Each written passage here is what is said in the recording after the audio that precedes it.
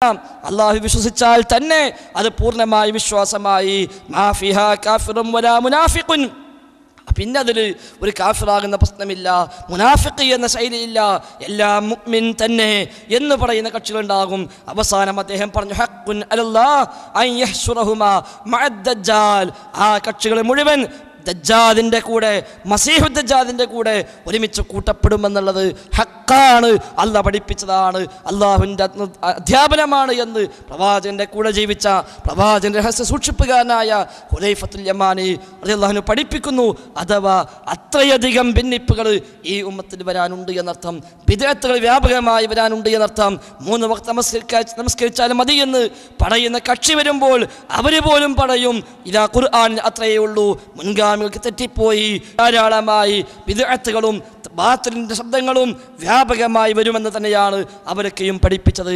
അവിടെ അവരൊക്കെയും മാർഗമായി പഠിപ്പിച്ചത് സ്വഹാബത്തിൻ്റെ ആ വിശ്വാസത്തിലേക്ക്, പ്രവാചകൻ പഠിപ്പിച്ച ആദർശത്തിലേക്ക് മടങ്ങുക എന്ന് തന്നെയാണ്. പ്രവാചകൻ സ്വഹാബി ഇബ്നു മസ്ഊദ് റളിയല്ലാഹു അൻഹു പറയുന്നുണ്ട്, മൻ കാന മിൻകും മുതഅസ്സിയൻ ഫൽയതഅസ്സ ബി അസ്ഹാബി മുഹമ്മദിൻ സ്വല്ലല്ലാഹു അലൈഹി വസല്ലം. നിങ്ങൾ മാതൃകയായി സ്വീകരിക്കാൻ ഉദ്ദേശിക്കുന്നുവെങ്കിൽ ഫൽയതഅസ്സ ബി അസ്ഹാബി മുഹമ്മദിൻ സ്വല്ലല്ലാഹു അലൈഹി വസല്ലം, മുഹമ്മദ് നബി സ്വല്ലല്ലാഹു അലൈഹി വസല്ലം തങ്ങളുടെ സ്വഹാബത്തിൻ്റെ മാതൃക അത് നിങ്ങൾ സ്വീകരിക്കുക. അബർറഹാദിഹിൽ ഉമ്മത്തി ഖുലൂബ. ഈ ഉമ്മത്തിലെ ഏറ്റവും നല്ല മനസ്സിൻ്റെ ഉടമകളായിരുന്നു അവർ, ഏറ്റവും നല്ല മനസ്സിൻ്റെ ഉടമകൾ. അഖല്ലുഹും തകല്ലുഫ. നാട്യങ്ങളില്ലാത്ത, ജാടകളില്ലാത്ത, കൃത്യമായി ആ ശരിയായ റൂട്ടിലൂടെ മാത്രം ജീവിച്ച ആളുകൾ. ഖൗമുൻ ഇഖ്താറഹുമുല്ലാഹു ലിസുഹ്ബത്തി നബിയിഹി. അല്ലാഹുവിൻ്റെ നബിയുടെ കൂടെ, പ്രവാചകൻ്റെ കൂടെ സഹവസിക്കാൻ അല്ലാഹു തിരഞ്ഞെടുത്ത ഒരു വിഭാഗമാണ് അവർ. അതുകൊണ്ട് ആ മാതൃകയാണ് നിങ്ങൾ പിൻപറ്റേണ്ടത് എന്ന് പ്രവാചകൻ്റെ സ്വഹാബി ഇബ്നു മസ്ഊദ് റളിയല്ലാഹു അൻഹു നമ്മെ പഠിപ്പിക്കുന്നുണ്ട്. ആ ഒരു റൂട്ടാണ് എന്നും ശരിയായ പാത. അതാണ് അഹ്ലുസുന്നയുടെ പാത. പ്രവാചകൻ പഠിപ്പിച്ച, സ്വഹാബത്ത് ജീവിതത്തിൽ പാലിച്ച ആ ശരിയായ പാത. അതിനപ്പുറത്തേക്ക് ആര് പറഞ്ഞാലും അത് സ്വീകാര്യമല്ല, അത് ദീനല്ല, അത് ഇസ്ലാമല്ല. ആരൊക്കെ കൊണ്ടുവന്നാലും, എത്രായിരം ആളുകളുടെ പിൻബലം അതുണ്ടായാലും ശരി, എത്ര തലമുറകൾ അത് ചെയ്തു വന്നതാണെങ്കിലും ശരി, അത് ഇസ്ലാമാവില്ല, സ്വർഗത്തിലേക്കുള്ള പാതയാവില്ല. പലപ്പോഴും ഇന്ന് നമ്മുടെയൊക്കെ നാടുകളിൽ ഇസ്ലാമാണ് എന്ന് പറഞ്ഞ് കൊണ്ടു നടക്കപ്പെടുന്ന, പ്രചരിപ്പിക്കപ്പെടുന്ന ഒരുപാട് ആശയങ്ങൾ, ആദർശങ്ങൾ, അതിൻ്റെയൊക്കെയും പഴക്കം നമ്മൾ പരിശോധിക്കുമ്പോൾ ഈ ഒരു റൂട്ടിലേക്ക് എത്തുന്നത് കാണാൻ നമുക്കാകുന്നില്ല. അഹ്ലുസുന്നയിലേക്ക്, സുന്നത്തിൻ്റെ ആദർശമായി, ജമാഅത്തിൻ്റെ ആദർശമായി നമുക്കത് കാണാൻ സാധിക്കുന്നില്ല. പ്രവാചകൻ്റെ അധ്യാപനമോ സ്വഹാബത്തെ ഇത്തിഫാഖിൻ്റെയോ പിൻബലമുള്ള ആദർശമായി കാണാൻ നമുക്കാകുന്നില്ല. അത് പ്രാവർത്തികമാക്കുന്ന ആളുകൾ പോലും അങ്ങനെ അവകാശപ്പെടുന്നുമില്ല. പിൽക്കാലത്ത് ഓരോരുത്തരായി പുതിയ പുതിയ വിശ്വാസങ്ങളും ആചാരങ്ങളും ഈ സമുദായത്തിൽ കൊണ്ടുവന്നു. അങ്ങനെ ഇന്ന് ഇസ്ലാമിൻ്റെ ചിഹ്നങ്ങളായി നമ്മുടെ നാടുകളിൽ, സമൂഹത്തിൽ വ്യാപകമായി അറിയപ്പെട്ടുകൊണ്ടിരിക്കുന്ന മാലപ്പാട്ടുകളും മൗലീദുകളും റാത്തീബുകളും കുത്തുബിയത്തുകളും ഹദ്ദാദുകളും പോലെയുള്ള ഒരുപാട് സാധനങ്ങൾ യഥാർത്ഥത്തിൽ കൊണ്ടെടുക്കുന്ന ആളുകൾക്ക് പോലും വാദമില്ല ഇതൊക്കെയും പ്രവാചകർ പഠിപ്പിച്ചതാണ് എന്ന്, ഇതൊക്കെയും സ്വഹാബത്തിന് പരിചയമുണ്ട് എന്ന് അവർക്ക് പോലും വാദമില്ല.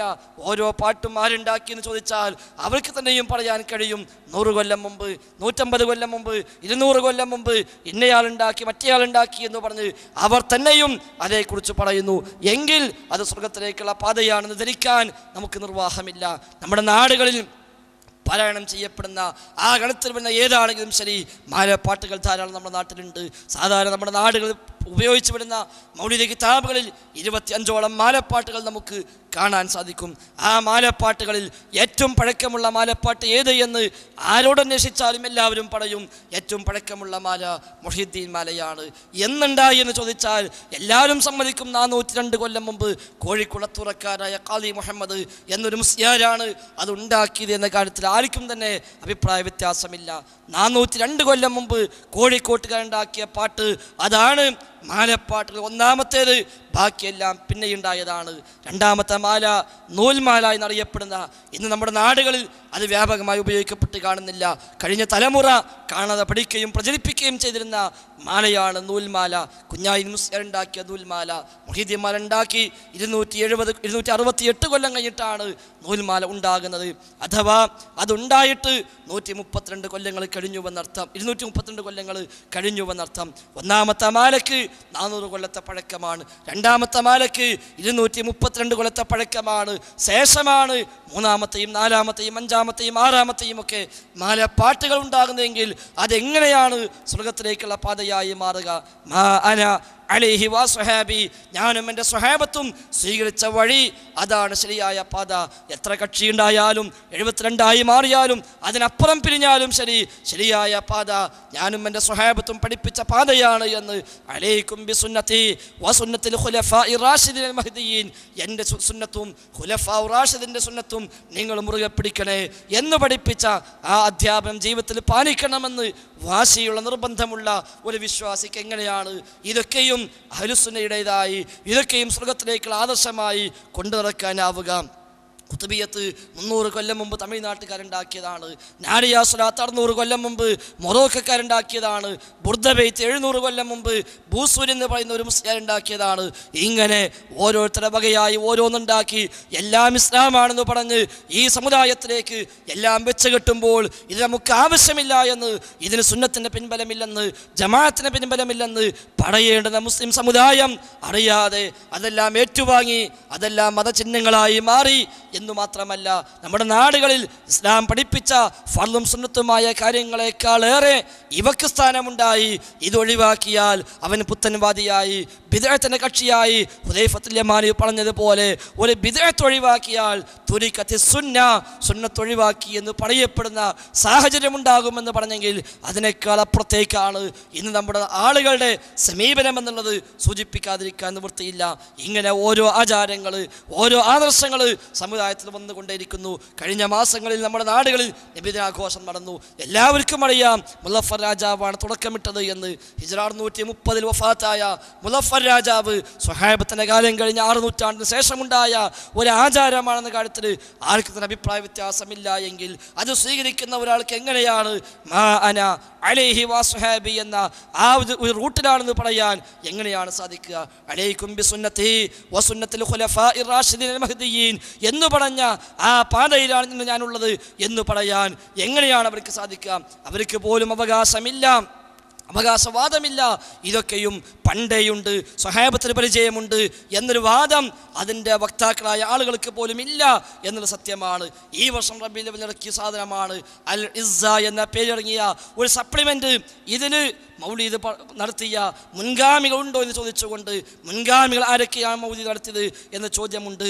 ഒന്നാമത്തെ ചോദ്യം, ഇന്ന് നടക്കുന്നത് പോലെ പ്രത്യേക സദസ്സും സദ്യയും ഒരുക്കി പ്രത്യേക മൗലിദ് കിതാബ് നോക്കി നബിയും സ്വഹാബത്തും മൗലിദ് നടത്തിയിട്ടുണ്ടോ എന്ന ചോദ്യമുണ്ട്.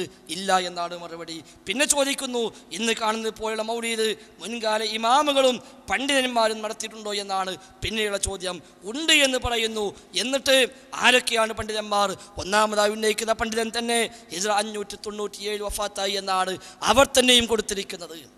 ഒന്നാമത് കൊടുത്തത് ഹിജ്റ 597 വഫാത്തായ ഒരാൾ, രണ്ടാമത് അബൂ ഉസാമ 665, മൂന്നാമത് ഇബ്നു ദഹിയ 633, 4 ശംസുദ്ദീൻ ജസരി 660. അവിടെ നിന്ന് ഇങ്ങോട്ട് തുടങ്ങി 1300 വരെ ജീവിച്ച 600 മുതൽ ഇങ്ങോട്ടുള്ള പണ്ഡിതന്മാരെ അല്ലാതെ അതിനു മുമ്പ് 6-ാം നൂറ്റാണ്ടിന് മുമ്പ് ജീവിച്ച ഒരാളുടെ പേര് പോലും ഇതിൽ പറയാൻ അവർക്ക് സാധിച്ചിട്ടില്ല. എന്നിട്ട് അവസാനം സ്വന്തം മകൻ വ്യാഖ്യാനം തുടങ്ങിയ പ്രമുഖ പണ്ഡിതന്മാർ ഹിജ്റ 300-ൻ്റെയും 1300-ൻ്റെയും ഇടയിൽ ജീവിച്ചവരാണ്. 600 മുതൽ ആരംഭിച്ചിട്ട് ശേഷം പറയുന്നു 300-ൻ്റെയും 1300-ൻ്റെയും ഇടയിൽ ജീവിച്ചവരാണ്. അപ്പം എന്തായി? 300 കൂടെ അപ്പുറത്തേക്ക് കിട്ടി. എന്നാൽ അടുത്ത ചോദ്യം എന്താണ്? 10 നൂറ്റാണ്ടിലധികം പണ്ഡിതന്മാരുടെ നേതൃത്വത്തിൽ തുടർന്ന് വന്ന ഈ മൗലിദിനെ ആരെങ്കിലും എതിർത്തിട്ടുണ്ടോ? അപ്പം 10 നൂറ്റാണ്ടുണ്ട് എന്ന് സ്ഥാപിക്കാൻ സാധിക്കാത്തത് കൊണ്ട് 600 മുതലുള്ളവരെ മാത്രം എണ്ണുകയും, പക്ഷെ കണക്ക് പറഞ്ഞപ്പോൾ 300-ൻ്റെയും 1300-ൻ്റെയും ഇടയിൽ ജീവിച്ചവർ എന്ന് ഒഴുക്കമട്ടിൽ പറഞ്ഞു പോയിട്ട് 110-ൻ്റെ പിൻബലമുണ്ട് എന്ന് സ്ഥാപിക്കാൻ ശ്രമിച്ചുവെന്നല്ലാതെ 6-ാം നൂറ്റാണ്ടിന് മുമ്പ് ഇത് ചെയ്ത ഒരാളെപ്പോലും എടുത്തു പറയാൻ അവർക്ക് പോലും സാധിച്ചിട്ടില്ല.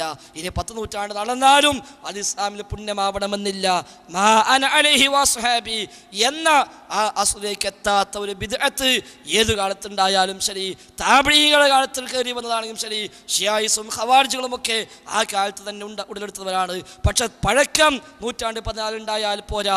പകരം മാ അന അലൈഹി വാ സ്വഹാബി, ഞാനും എൻ്റെ സ്വഹാബത്തും ഏതു പാതയാണോ സ്വീകരിച്ചത് ആ പാത സ്വീകരിക്കുന്നവർ. എന്ന ആ രൂപത്തിലേക്ക്, ആ റൂട്ടിലേക്ക് എത്താൻ കഴിയണം. അതൊരിക്കലും ഇത്തരം ആഘോഷങ്ങൾക്കില്ല. ശേഷം റബീഉൽ അവ്വൽ കഴിഞ്ഞു, റബീഉൽ ആഖിറായപ്പോൾ ജീലാനി ഫെസ്റ്റ് എന്ന